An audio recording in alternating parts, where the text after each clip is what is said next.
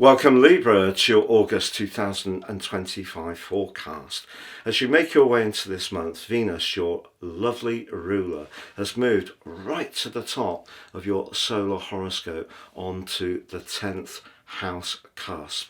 This is where you can use your natural ability to relate to people, to work interactively with influential people, particularly around your goals and ambitions. So the delicacy that you have can be such an asset, but particularly as this month goes on.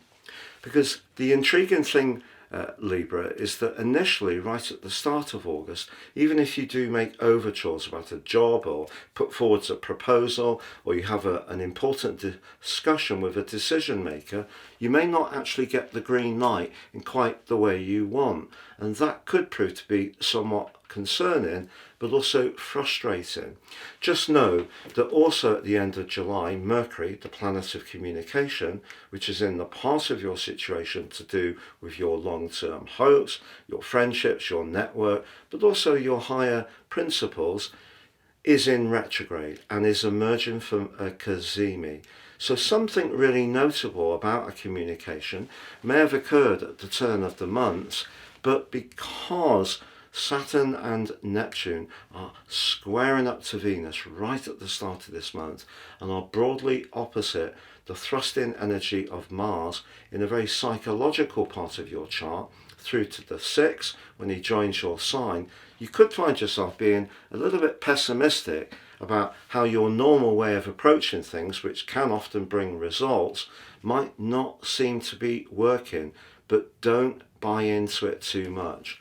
For sure, when Mars moves into your sign on the 6th, technically detrimented, but he's with you for 6 long weeks.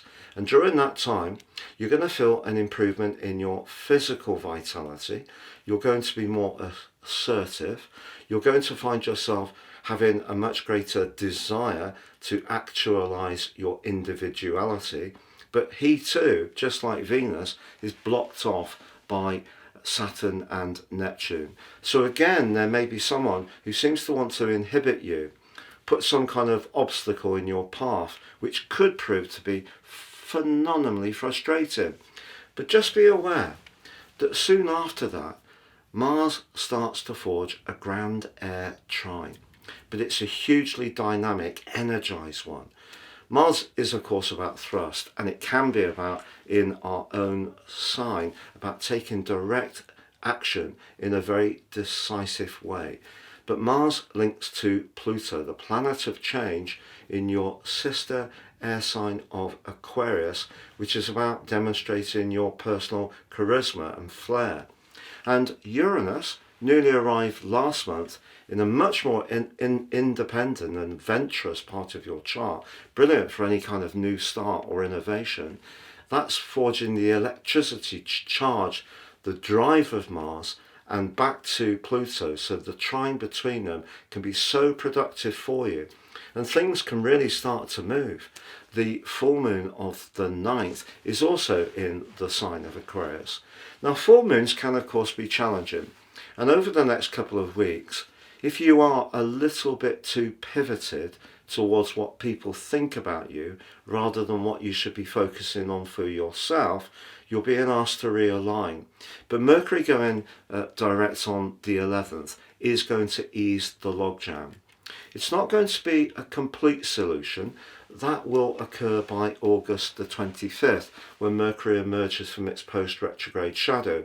In fact, from the middle of July last month, when the retrograde began, and furthermore from around the 6th of July, when the pre-retrograde shadow began, you may have felt that long-term plan seemed somewhat elusive, but it is coming towards you, and the evidence will be shown in a sensational way, potentially, between the 9th and the 15th, because then Venus, your ruler, aligns with Jupiter.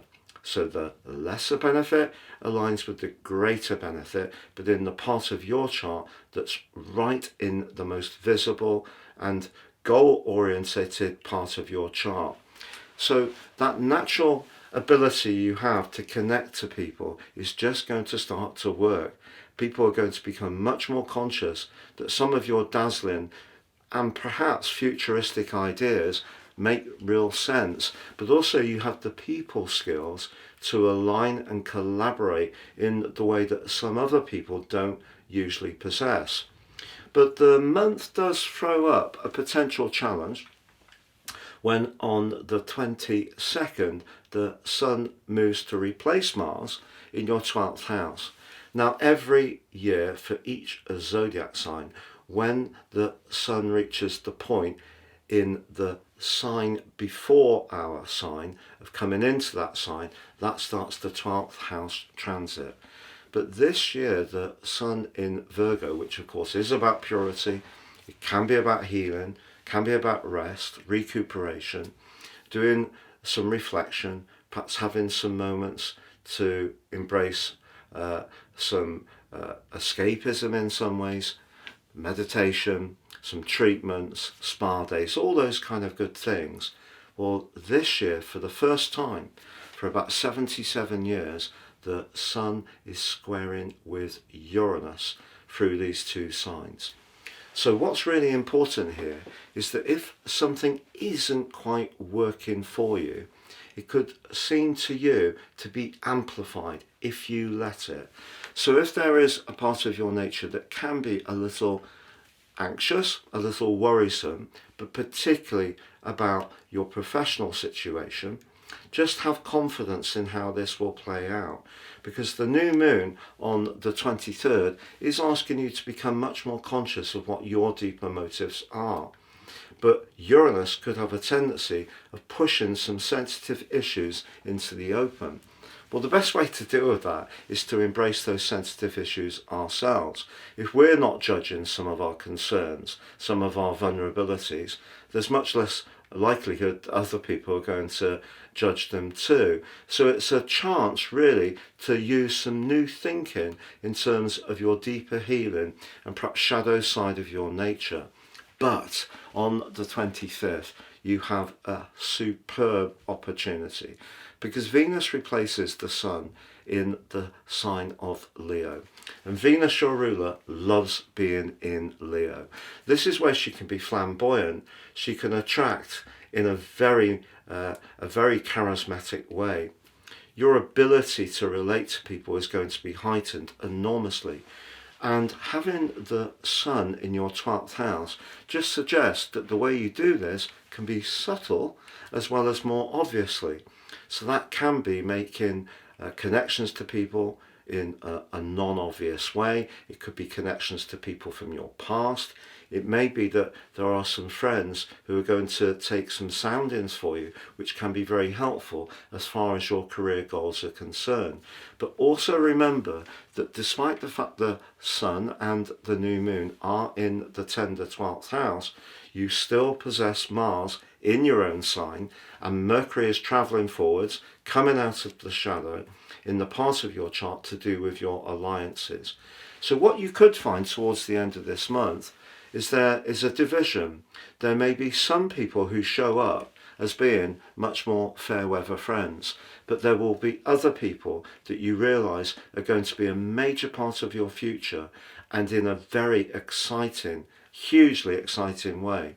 So whether it's professionally or socially, I feel by the end of this month you'll be much more on course of where you want to be with the right people, even if at the very start of this month your efforts may seem to fall a little bit short, but it's not really because of you, it's more the planetary environment. With year 2025 absolutely racing by, you can order your year 2026 natal forecast now, and I'll give you the rest of this year free, but also 30% off and your life roadmap report, the most important document any of us can ever read, helping to give us searing insights into the life patterns that have played out so far, but a much more intimate understanding of how to work with those energies future forwards. Please see the link below for more.